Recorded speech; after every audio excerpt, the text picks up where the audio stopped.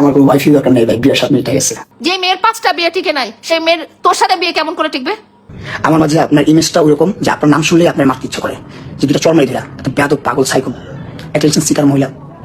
এখনো সে যেই ফোনটা চালাচ্ছে সেটাও তো আমার কিনে দেওয়া। জীবনটা নাটক হলে ভালো হইতো। নাটক তো স্ক্রিপ্টেড থাকে, লেখা যায়, নাটক বানানো যায়, সাজানো যায়, সুন্দর করে গুছানো যায়। আপনি দর্শক, বিয়ে হওয়ার পর লাইভে এসে প্রিন্স মামুনের এটাই প্রথম কান্না। এমন ভাবে কান্না করতেছে এবং এমন কিছু কথা ইউজ করে যে সে কখনোই আর বিয়ে করবে না, তার মানে বিয়ে থেকে তার মানে রুচিটাই উঠে গেছে। আরো দর্শক এমন কিছু কথা বলেছে, এমন কিছু তথ্য আছে আজকের ভিডিওটির মধ্যে, আপনারা যদি শেষ পর্যন্ত দেখেন তাহলে হয়তো বুঝতে পারবেন। মানে একদিকে মামুনের সংসারে অশান্তি চলতেছে, আবার অন্যদিকে লায়লা তাকে খোঁচা মারতেছে বিভিন্ন রকমের মানে তথ্য দিয়ে, বিভিন্ন রকমের লিঙ্ক, বিভিন্ন রকমের টেলিগ্রাম অনেক কিছু কিন্তু মানে লায়লা বলতেছে। দর্শক, আমি কোনো কথা বলবো না, সর্বপ্রথম আপনাদেরকে ভিডিও ফুটেজ দেখাবো, কারণ আমার সব থেকে বড় মানে প্রমাণ হচ্ছে ভিডিও ফুটেজ। আমি ভিডিও ফুটেজ গুলো দেখাচ্ছি, তাহলে আপনারা বুঝতে পারবেন, জানতে পারবেন যে আসলে এই ঈদের ফাঁকে লায়লা এবং প্রিন্স মামুনের কতটুকু কি ভাইরাল হলো। তো দর্শক, কথা বাড়াচ্ছি না, সর্বপ্রথম আপনাদেরকে কিছু ভিডিও ফুটেজ দেখাচ্ছি। রিকোয়েস্ট করবো ভিডিও ফুটেজ গুলো কিন্তু মনোযোগ সহকারে দেখবেন, কারণ এর মধ্যে লুকিয়ে আছে অনেকগুলো তথ্য। তো দর্শক, কথা না বাড়িয়ে আমাদের স্ক্রিনের সাইডে কিছু ভিডিও পেলে হবে, চলেন আগে ভিডিওগুলো দেখে আসি। তুমি আমার জীবন সঙ্গী ছিলা, তুমি যেটাই হও, তুমি বস্তি হও, তুমি টোকাই হও, তুমি কন্টেন্ট ক্রিয়েটার হও, তোমার লাল নীল চুল থাকুক, তুমি হিরোইন হও, যেটাই হও, তুমি যে তোমার জীবন সঙ্গী, তোমাকে তো আমি ছেড়ে যাই নাই।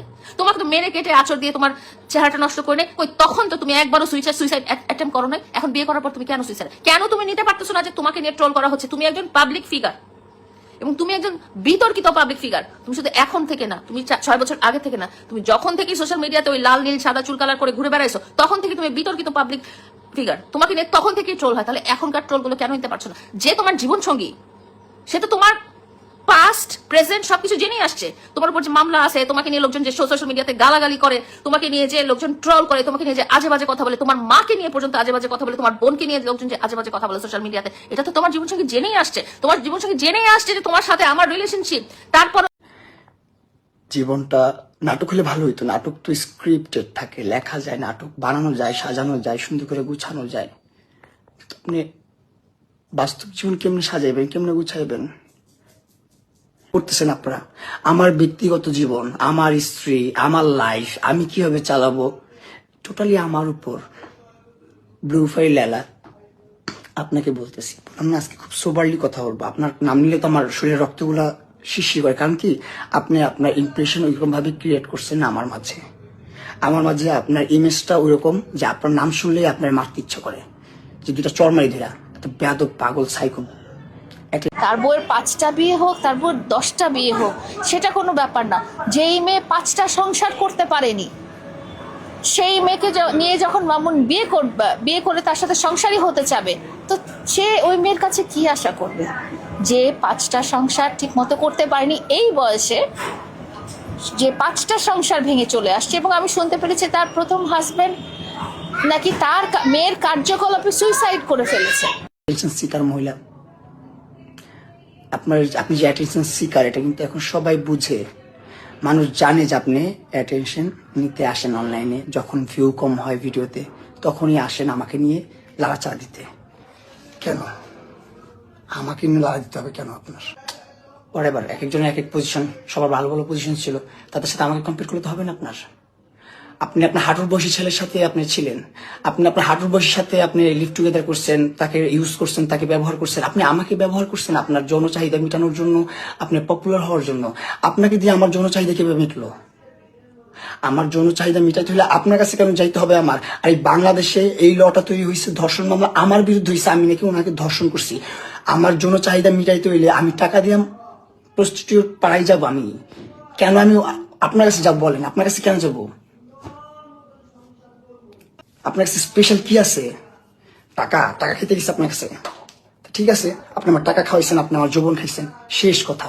দা ইন গিভ এন্ড টেক, যা হয়েছে হয়েছে, শেষ।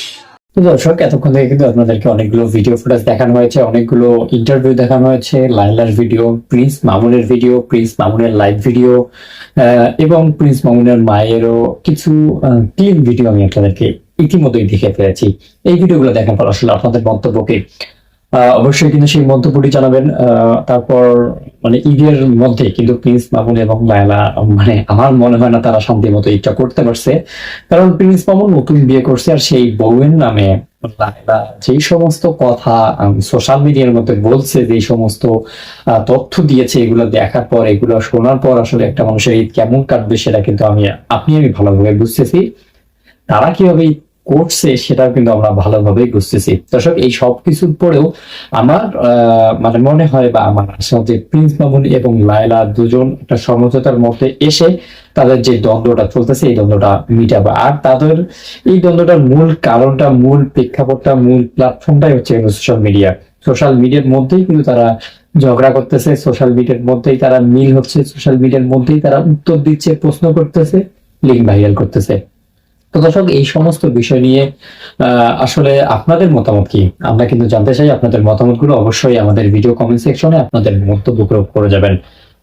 তো ভিডিওটি শেষ করছি এখনই। আমরা দেখা হচ্ছে নতুন আরো ভিন্ন ভিন্ন টপিক নিয়ে, প্রিন্স মামুন এবং লায়লা সহ আরো অন্যান্য টপিক গুলো নিয়ে। সবাই ভালো থাকবেন, সুস্থ থাকবেন। নতুন ভিডিও দেখার আমন্ত্রণ জানিয়ে শেষ করছি। সবার সুস্বাস্থ্য ও মঙ্গল কামনা করছি। আল্লাহ হাফেজ।